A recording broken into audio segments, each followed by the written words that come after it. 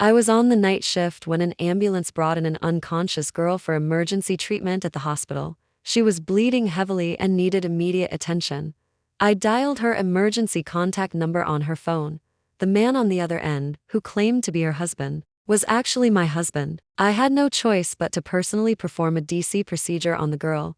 Hearing that familiar voice, my hands, clad in sterile gloves, paused. My first thought was that I must have misheard the voice. "Dr. Grace, why isn't my wife answering her phone? What's wrong with her?" Suppressing my voice, still a bit hoarse from a recovering cold, I patiently told him that she needed urgent surgery and asked him to come to the hospital as soon as possible. "Dr. Grace, I'm abroad right now and can't come back, please, save my wife." She said she felt unwell after dinner. Abroad? What a coincidence. My husband, Marcus, had just flown abroad for a business trip yesterday. "Sir, please leave a phone number so we can contact you after the surgery." The man on the other end didn't seem to recognize my voice as he rattled off his phone number without a pause. Hearing it, my heart sank. That was Marcus's private phone number. Very few people knew that number, and I was certainly not one of them. The reason I recognized it was because I have an eidetic memory for numbers. I had seen this number in his mobile app,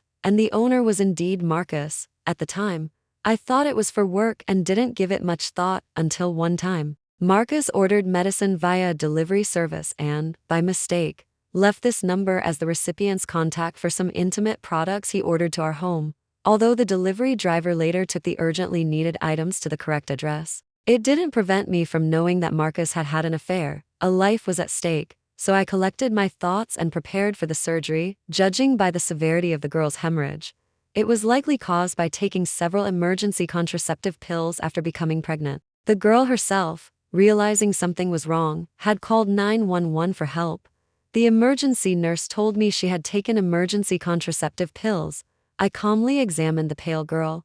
The nurse's side quickly provided the blood test results. HCG levels were as high as 10,000. It seemed I was right. She was about 2 months pregnant, with gestational bleeding. After a B ultrasound confirmed an intrauterine pregnancy, I proceeded with the DC procedure to stop the bleeding. Following the emergency protocol, the baby could not be saved in the ambulance. The emergency nurse had already injected her with a hemostatic agent. However, the blood loss had been too great, and the girl had gone into shock before even reaching the hospital. Fortunately, I'm known as a top gynecologist, and handling her condition was second nature to me. The bleeding stopped, and the girl's breathing and pulse returned to normal. Following surgical procedure, the nurse sent the uterine contents from the surgical tray for pathological examination. After the surgery, the girl was transferred to a general ward. I took off my sterile gloves and washed my hands repeatedly under the faucet, until the nurse asked me, confused, "Grace, are you feeling unwell?" Only then did I realize that my clean white hands were now red from repeated scrubbing.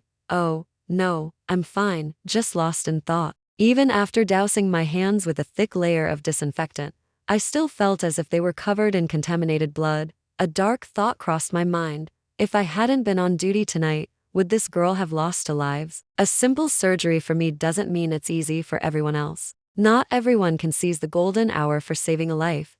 It seemed I had saved the life of Marcus's mistress, but I had also personally aborted his child. Was this the child Marcus had longed for? Marcus and I had been married for years without children. It wasn't that I didn't want them. Marcus had always refused to have them. He kept telling me he was a child-free couple, and if I had a child, he would divorce me. To prevent any future complications, he even had a vasectomy at a hospital near mine. He only told me after the surgery, taking my hand and vowing earnestly, "Grace, I only love you in this life. I don't want a child to take away your love for me." Marcus was possessive. He knew that if I, a dutiful workaholic, were to have a child, I would surely focus only on the child and my work. At that point, he would indeed feel neglected. But when had he had a reversal surgery? Or was the girl named Luna pregnant with someone else's child? I'm not one to overthink things. All I needed to do was a paternity test on Marcus's hair from home and the uterine contents, and everything would be clear. I was not a child-free couple. Privately, I had always wanted to be a mother. But because I loved Marcus, I was willing to make some sacrifices. Perhaps later, if he wanted to be a father, it wouldn't be too late. It also gave me the chance to focus on achieving my dream of becoming a doctor while I was young. Over the years, I had made rapid progress in the medical field, becoming a municipal leader in gynecology with my successful career. I had fully accepted that we were a child-free couple, as long as Marcus and I loved each other. Not having children wasn't a big deal, but in the end, Marcus disappointed me. When I went to check on Luna, the girl in her early 20s, weakly fluttered her large, dark eyes like obsidian and thanked me. Dr. Grace. Thank you. While saying thanks, her eyes kept scrutinizing my face, as if she were examining a relative. I was certain that when she saw me, she didn't even glance at my name tag, so she already knew me. I patiently asked her about her post-operative condition, but she pulled my sleeve, trying to get close to me. Dr. Grace, I'm sorry to cause you trouble. I uncomfortably brushed her hand away. Luna, your husband said HB at the hospital later. Next time you're pregnant, don't take medication recklessly. When she heard my words, her face turned pale, and she even gripped my hand, flustered. Dr. Grace, did you call him? How did you get his phone number? Her face was filled with terror. I was extremely puzzled. You were in critical condition, bleeding heavily and unconscious. That was the only emergency contact in your phone. And we just followed protocol. Her reaction made me wonder if I had misunderstood Marcus. But then, my phone chimed at the opportune moment. The test report was out. They were indeed related. Luna heard my words and quickly fumbled for her phone when she saw the emergency contact number. Her lips pressed tightly together. It was as if that number was a demon, making her hate and fear it. My intuition told me that Luna's reaction wasn't an act. There was definitely a story between her and Marcus. Her familiarity when she first saw me didn't seem fake. In front of me, she deftly deleted the emergency contact. Dr. Grace, can you please not tell him that my miscarriage was due to taking emergency contraceptive pills? I hesitated, asking her, did you know you were pregnant? Luna looked as if she was about to cry, nodding mournfully. He watches me closely. I didn't want the baby, but he insisted I have it. Me, if you don't want to have a child, you can discuss it with your husband. Childbearing is a woman's right, not an obligation. Even if he disagrees, he has no right to interfere. As a doctor, I couldn't accept her disregard for her own life just to abort a child. Do you know you almost didn't make it? My serious tone didn't scare Luna. She gave a self-deprecating laugh.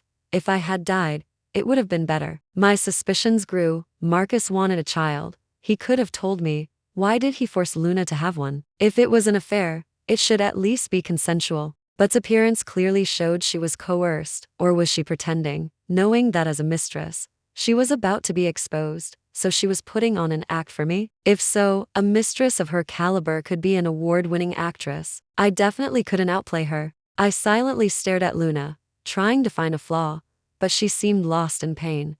But even if I died, he wouldn't let me go. He's a devil. Out of my duty as a doctor, I sought her consent. Did your husband abuse you? Do you need me to call the police for you? I hadn't found any signs of abuse on her body. Luna trembled at the mention of calling the police. No, don't call the police. It's useless. They'll make my life hell. They? Were others also coercing her? Seeing her mental state seemed unstable, I sat down to comfort her. Okay.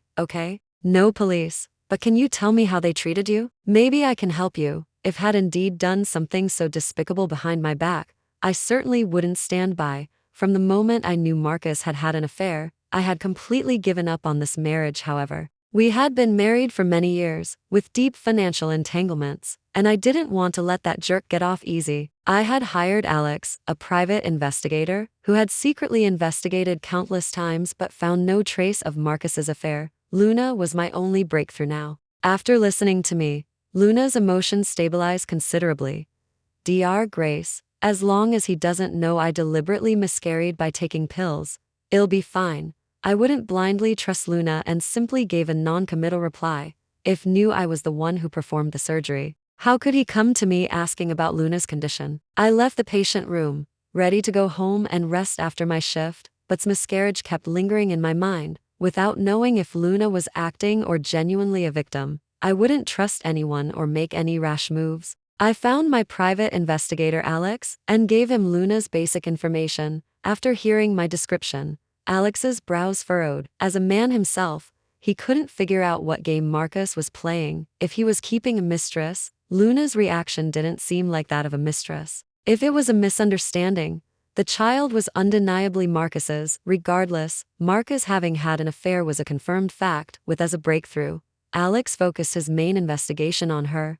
The next day, when I went to work at the hospital, I unexpectedly learned that Luna had been taken away by a stranger. I frowned, asking Nurse Emily, "Didn't you stop them? Was she willing or forced?" "Grace, she kept her head down the whole time, not daring to speak." The man wouldn't listen to reason, said he was her husband, and even showed a marriage certificate. I had just had a video call with Marcus across the ocean today, and he was still abroad. Where did this husband come from? We couldn't do anything. The family was making a big scene. I had no choice but to let him sign the voluntary discharge consent form and release her. The consent form? Let me see it. Nurse Emily nervously flipped through the discharge documents in her hand, asking me, "Grace, is there a problem?" I took the documents and glanced at the wildly scrawled signature, which felt strangely familiar, but I couldn't recall where I had seen it before.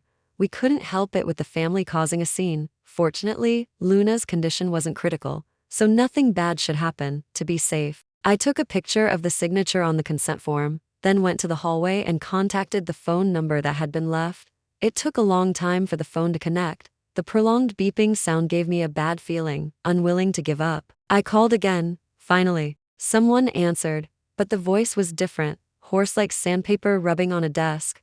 "Hello, who is this?" I recovered from my surprise. "Are you Luna's husband? I'm the doctor who performed her miscarriage surgery. How is she doing now?" Silence on the other end for a moment, then the sound of crashing objects. The man on the other end cursed. "What right do you have to kill my son? Don't you dare pretend to care about that bitch here. She couldn't even keep a child. Why doesn't she just die?" Then I heard the dull thud of a stick hitting flesh, immediately followed by Luna's cries. "I'm sorry. Please, have mercy. I can have another child for you." Hearing that, the man let out a rough grunt and hung up the phone. I don't know what relationship this man had with Marcus, but as a fellow woman, I had personally heard Luna being abused just now, and I couldn't bear it. Without hesitation, I called the police for her. Alex had already found Luna's address in a rundown neighborhood based on the information I provided. In the video he sent me, filmed from the window with a drone, a man wearing a baseball cap injected Luna with an unknown liquid, and she immediately collapsed unconscious. As the police moved in, the man in the baseball cap was taken away. Following the nearest facility principal, Luna was again sent to my hospital. Combining the basic information Alex had investigated, I performed a full-body examination on Luna, and the results sent a chill to my heart. Chapter Luna had been injected with a large amount of tranquilizers. Even after treatment, her condition was not optimistic. She might become intellectually disabled or suffer amnesia, and the man who was taken away, Frank, was indeed Luna's legal husband. They had gotten their marriage certificate a year ago. Even more bizarre, the phone number I recognized was also registered under Frank's name. Could all my suspicions in recent months have been just my own paranoia? Did I remember the phone number wrong? But the voice that night in the operating room was clearly Marcus's. I couldn't possibly mistake the voice of the person I had shared a bed with for 10 years. Alex didn't tell the police that I was investigating my husband's affair, only that he was a drone enthusiast who happened to capture Frank's misconduct on video. However, after Frank was interrogated and gave his statement at the police station, he was quickly released. The reason was simple. Luna had a severe history of mental illness, and her psychiatric hospital records were quite complete, and in public, had always been a loving husband who never abandoned his ailing wife, according to Frank. He merely injected Luna with medication when she had a relapse, as he couldn't bear the pain of her losing their child, and he just hadn't expected to overdose her. I don't know how Frank managed to accurately gauge the dosage, but his goal might have been achieved. Luna woke up after 3 days in a coma. When she saw me, Luna's eyes were hazy. She tried hard to look at me but seemed not to recognize me. "Have we met somewhere before?" "I'm Dr. Grace. Don't you remember we met last week?" She pondered for a long time, then shook her head as I expected. "I don't remember. Was I sick last week?" You were pregnant at the time." Before I could finish, Luna caressed her belly with a joyful expression. "I remember now. I'm pregnant with my husband's baby." "Dr. Grace, my husband loves me so much. He dreams of me having his baby." Her blissful expression of motherhood made me unable to tell her that the baby was gone. I casually pulled out a photo of Marcus. Sure enough, Luna cheered happily. "Dr. Grace, you know my husband too? Where did you get this photo? He looks exactly like my husband when he gets older." How could Marcus in the photo be considered old? He was just more mature compared to when he was 20. My suspicion was confirmed. The husband Luna referred to and the husband on the marriage certificate didn't seem to be the same person, however. When Frank came to the hospital to pick her up, she joyfully threw herself into Frank's arms, sweetly calling him husband. I was completely bewildered. Perhaps she was truly mentally disturbed, with a confused memory. As a medical professional, I couldn't convince myself of such a far-fetched explanation. It was too supernatural. Unless there was one possibility. Luna was faking it. If I wanted to prove she was faking, it was simple. No one knew that after the internal medicine doctor performed a gastric lavage on Luna, I took the contents from her stomach. It was a cute miniature Cupid. When the CT scan showed a foreign object in Luna's stomach, we performed a gastric lavage. The time of ingestion was short, so the Cupid was basically intact when it was flushed out back home. I went to Marcus's bookshelf in the study. I remembered that Marcus had customized a pair of Cupid USB drives for Valentine's Day that year. Because I had lost my USB drive for recording experimental data at school, he specifically had a loss-proof Cupid customized for me, however. The Cupid from Luna's stomach had no chain. I searched frantically and indeed couldn't find that USB drive. I don't know what I was feeling when I inserted the USB drive into my laptop and opened it. My heart pounded like thunder, and cold sweat beaded on my palms. If was faking amnesia, then all her actions were designed to get this USB drive to me. Inside the USB drive were densely packed files. The files were divided into two main categories, one named Grace, and one named Luna. They were categorized and summarized by recent months. When I opened the folder named after me, I felt the world spinning. They were all my private photos and videos of Marcus and me. Though Marcus's face wasn't visible in the videos, these photos and videos were all taken at home. And my hands and feet instantly turned to ice, perhaps. In places I couldn't see, surveillance cameras were secretly filming me. I quickly sent a message to Alex, asking him how to find the surveillance cameras at home. Without a word, he dispatched Sky to my house to help me scout. Sure enough, Sky confirmed there were surveillance cameras in the bedroom and bathroom. Luckily, there were none elsewhere. To avoid alerting him, I didn't let Sky remove the surveillance cameras. I needed to see what was in Luna's folder before deciding the next step. As a fellow woman, Sky was extremely sympathetic to my plight. We implicitly understood where those photos and videos ultimately went. Sky opened her laptop and quickly and efficiently hacked into the surveillance cameras. Unless he was a master hacker, he wouldn't discover that the surveillance cameras had stopped working. When I opened Luna's folder, my heart trembled even more. Luna had endured 2 years of inhuman treatment. Perhaps, due to insufficient memory, more wasn't saved. She had no mental illness whatsoever. She was just one of Marcus's targets for revenge. From his records of tormenting Luna, I reconstructed the full truth. Marcus and I were originally strangers. In my 3rd year of college, I was returning to my dorm after finishing an experiment at the medical school academic building. I could have taken another well-lit path back to the dorm, but it would have been a long detour. I unhesitatingly chose the shortcut, which passed a sports field and the hill behind the girls' dorm, because this path was closest to the medical school and bordered the hill. Few people walked it at night. Fellow students called it the path of no return. It was winter, and I, having finished my experiment alone, was shivering from the cold, wanting nothing more than to rush back to the dorm for a hot shower to warm up. I was known as an experiment queen. As long as I notified her in advance, Aunt, the dorm supervisor, would always open the door for me after PM. But that night, I finished my experiment at AM, fearing Margaret would wait too long. I practically sprinted back to the dorm. The tree shadows along the road danced in the murky lamplight, and I was half closing my eyes, terrified in truth.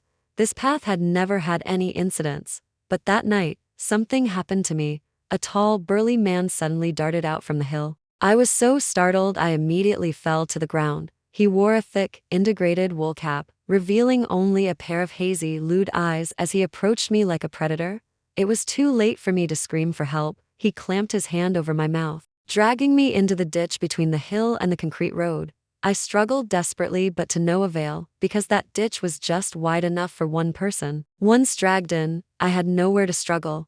I could feel his panic. I pleaded with him, but he silently pulled at my clothes. Just as the cold wind blowing through my thin clothes made me feel utterly desperate, Aunt arrived with people to look for me. She held a flashlight, calling my name repeatedly. I gave up struggling. fumbled for my phone, and turned off the silent mode on my iPhone. When the phone rang, I felt like I was alive again. He was so close to succeeding. Aunt and her nephew, Marcus, saved me when she pulled me out of the ditch. I was shaking like a sieve. Sobbing uncontrollably, the man who had attempted assault fled, but Marcus chased after him fiercely, and the two began to fight. When the security guards arrived, the man had struck Marcus severely in the groin with a rock from the ground, and his scream echoed eerily in the silent night. The police arrived shortly after and took away the man, who had already been subdued by security, and because of that blow, went to the hospital. For the sake of my reputation, the school did not publicize the incident. The man who attempted assault was named Steve. Marcus stayed in the hospital for over half a month. Although I felt awkward about the injured part of his body, my conscience made me bite the bullet and visit him at the hospital every few days. It was during that time that I secretly fell for him, that aunt and nephew, who saved me from the desperate situation in the ditch on that cold winter night, were my knights in shining armor. When fully recovered, we confirmed our relationship. Aunt saw me like her own daughter every day, wishing I would graduate quickly and marry into her family. Marcus treated me exceptionally well, respecting me and never crossing boundaries. Even though it was incredibly difficult for him to restrain himself, he said he didn't want our relationship to be not proper or justified. He said that although the incident was an attempt, it left a huge psychological shadow on a girl. He hoped our most beautiful moment would be when he married me after getting our diplomas in our 5th year. We registered our marriage on Valentine's Day. Our wedding night was truly special. At that time, we were harmonious and loving. I never imagined that the injury Marcus sustained 2 years ago when he saved me had left a hidden problem. It turned out he wasn't unwilling to have children at all. He couldn't have them. He had known all along that he would never have children in this life. But he wouldn't give up. Because the doctor told him that azoospermia caused by trauma still had a chance of being cured. It's just that he was so severely injured at the time. The injury I thought would heal after half a month in the hospital actually took him nearly half a year to recover from. This was why he restrained himself and didn't touch me later. He took various herbal remedies and hormone treatments, all to no avail. He even suspected at one point that he was impotent. A man, suffering alone from the torment and pain of not being able to have an heir or even be intimate. I could understand that. But he turned his love into hatred. He hated me for staying up so late doing experiments. He hated me for asking his aunt to leave the door open for me. He hated himself for just going to deliver a late-night snack to his aunt, only to be forced into being a good person and thus becoming the end of his family line. It turned out that his on-again, off-again behavior toward me that year wasn't because he considered me busy with graduation. It was because he himself wanted to break up with me. But he wasn't resigned. If he was infertile, what other woman would be willing to be with him in this life? He was 3 years older than me, and the only male heir in his family line. He didn't want to let go. Moreover, before we got our marriage certificate, he had never done anything more intimate than holding hands and kissing me. He felt he hadn't fully claimed me. He regretted it immensely. When he confessed to his family that he couldn't have children, everyone, including his aunt, unanimously demanded that he marry me. This was the price for saving Grace. They bribed the doctor for him, pretending he had a vasectomy. Regardless of whether they had children, at least he had a wife. After we married, we were harmonious and loving. I never imagined that everything was a lie. He not only hated me but also Steve, but at the time of his attempted assault was already terminally ill and beyond cure. When came down from the hill late that night, he had a spontaneous urge to score big before dying, only to be sent to jail by Marcus and his aunt. Before he could be released from jail, Steve died of pancreatic cancer. When the perpetrator died, Marcus, with his resentment nowhere to be vented, eventually transferred all his hatred to me. From the video content in the files, Marcus deliberately approached Luna after investigating her. Luna was my junior from the same college, and by chance, she lived in the dorm building managed by Marcus's aunt. She had an incredibly similar face to Steve, but her eyes were clean and clear. In the video, she pleaded, begging Marcus to let her go, but became even more fervent, shouting that he loved Luna. At that moment, Marcus was more depraved than Steve. Marcus, a psychology graduate, knew exactly how to break someone's will. He used his profession as a cover to brainwash and psychologically manipulate her, step by step giving her a history of mental illness. He deeply hypnotized her, causing Luna's memory to become confused. 2 years ago, Luna became pregnant, but didn't know. he freely tormented Luna in the name of love, causing her to miscarry. This discovery infuriated Marcus. He frantically searched the world for the wild man who had gotten Luna pregnant, even personally sending her to a mental hospital. But later, he discovered that the child was his own. Luna had initially loved Marcus deeply. The woman firmly believed in her love. It wasn't until Marcus suspected her of cheating, physically abused her, and then sent her to a mental hospital that she finally came to her senses. During her 6 months in the mental hospital, Luna did try to seek help, but no one would believe a madwoman's words. As primary physician, Marcus was never a suspect. Moreover, he had bribed the mental hospital's director.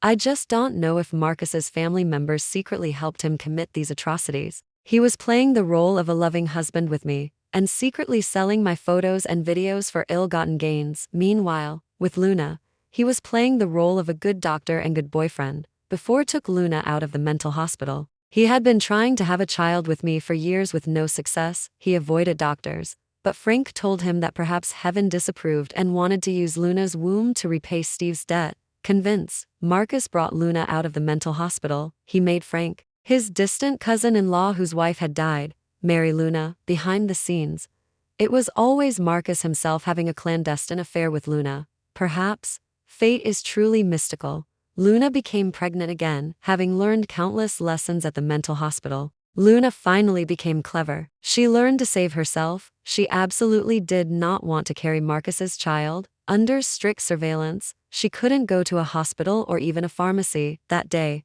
Marcus went abroad for a business trip, and Frank, thinking Luna had become obedient, let down his guard when a friend invited him out drinking at a bar. Alex's investigation showed that Luna, at that time, went to several nearby pharmacies to buy emergency contraceptive pills. She was gambling on whether she could induce a miscarriage. She won her gamble. Perhaps she never expected that she almost died. Now I finally understood why she looked at me like a relative the first time we met. She and I were both victims. Our photos and videos were being sold like crazy on disreputable websites. We were both harmed by Steve and Marcus. I even despondently thought, I would rather Marcus and his aunt hadn't come to find me that day. That way, perhaps only I would have suffered. However, the gears of fate, once I was dragged into that overgrown ditch, couldn't be stopped. What I initially thought was a stroke of luck and a righteous rescue was not a free gift. Fate had put a sky-high price on that salvation. The hero, fallen from the clouds, transformed into a demon hiding among humans.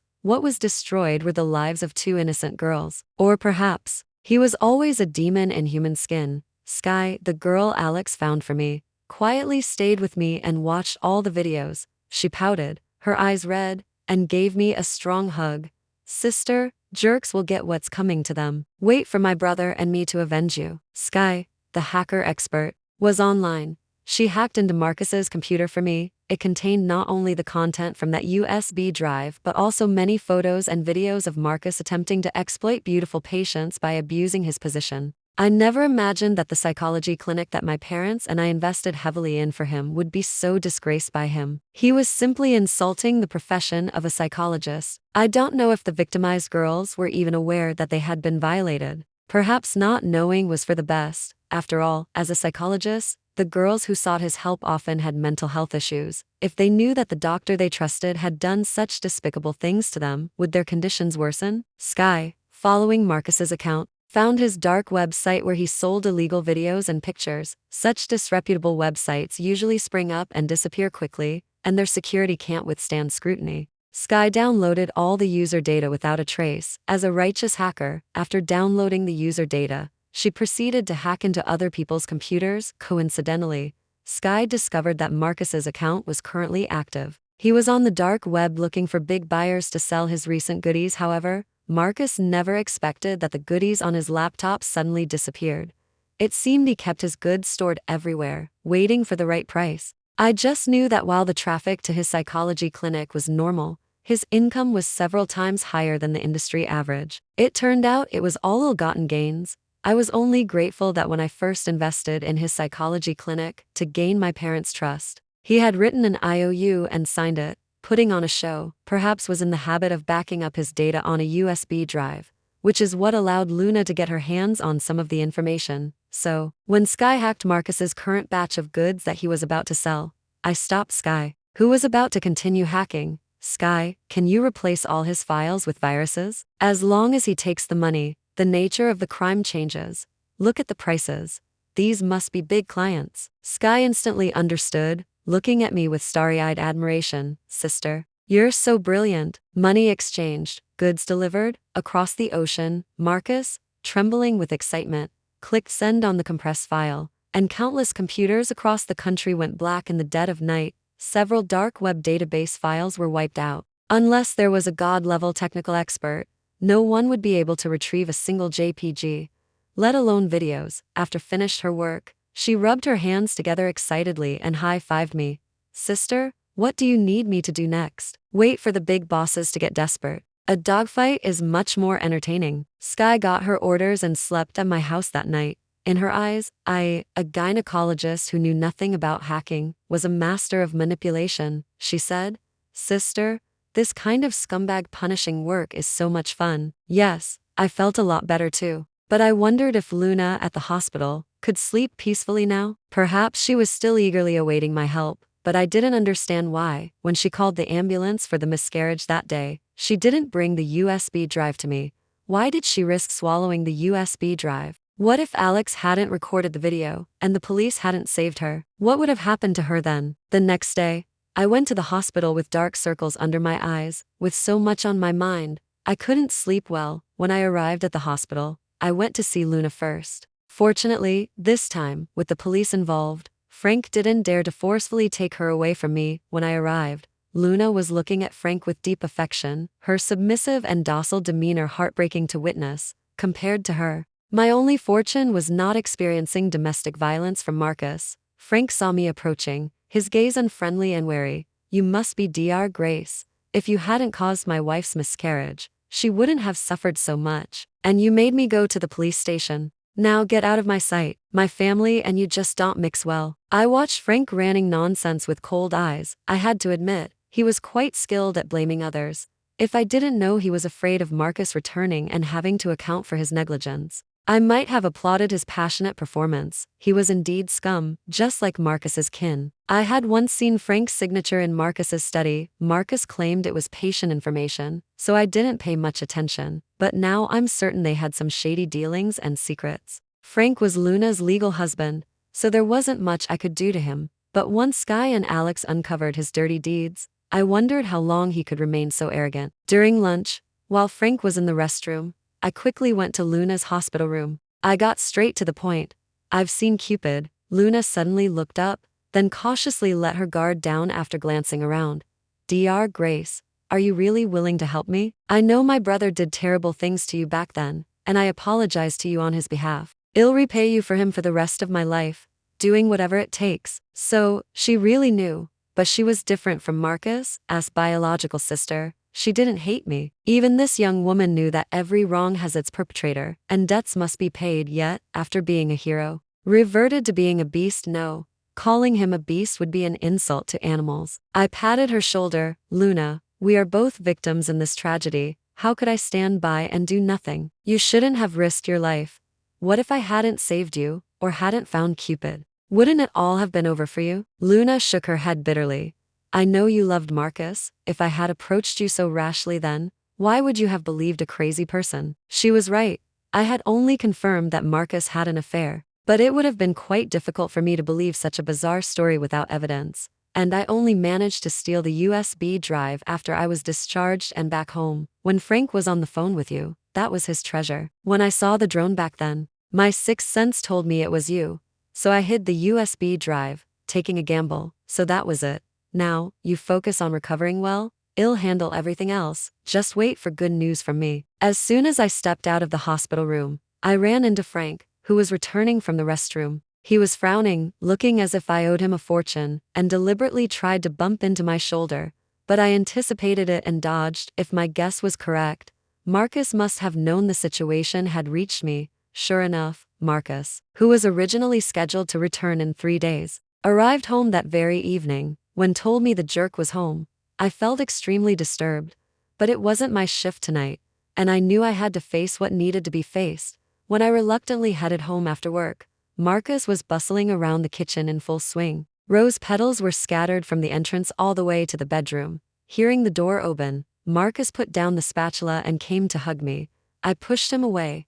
No, don't. I just got off work. I'm covered in germs. Marcus, however, didn't seem to mind at all. He insistently wrapped his arms around me, joyfully presenting his surprise.